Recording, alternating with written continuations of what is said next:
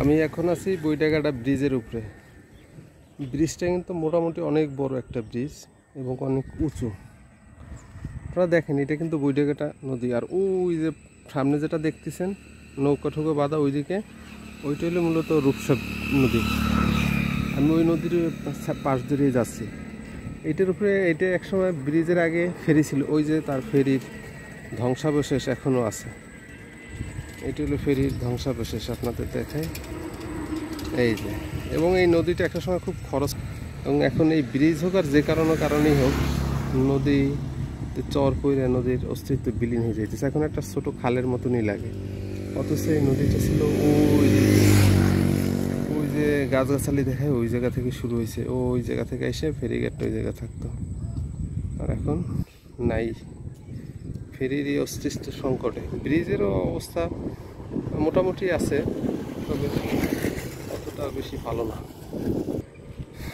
এই দিকটা হইলো ব্রিজের, ওই দিকটা তো রূপসার উপরে দিল যে বাগেরহাট জেলা।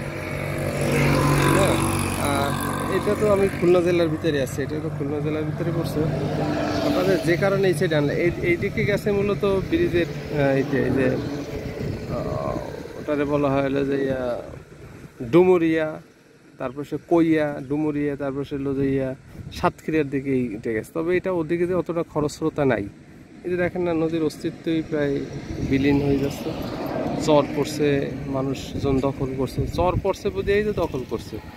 আর চর পরে মূলত হলো যে ড্রেজিং অথবা স্রোত না থাকার কারণে এগুলো হয়। দেখছেন কত বড় নদী, কিন্তু অনেক বড় নদী ছিল, এখান থেকে বোঝা যাচ্ছে যে অনেক বড় নদী ছিল, বাট এখন এটা হলো যে হয়ে গেছে। তো এইরকমের হলো যে এটার কারণে এই অঞ্চলে তো অনেক সমৃদ্ধশালী অঞ্চল ছিল, হয়তো কারো সুবিধা হয়েছে, কারো অসুবিধা তো অবশ্যই হয়েছে।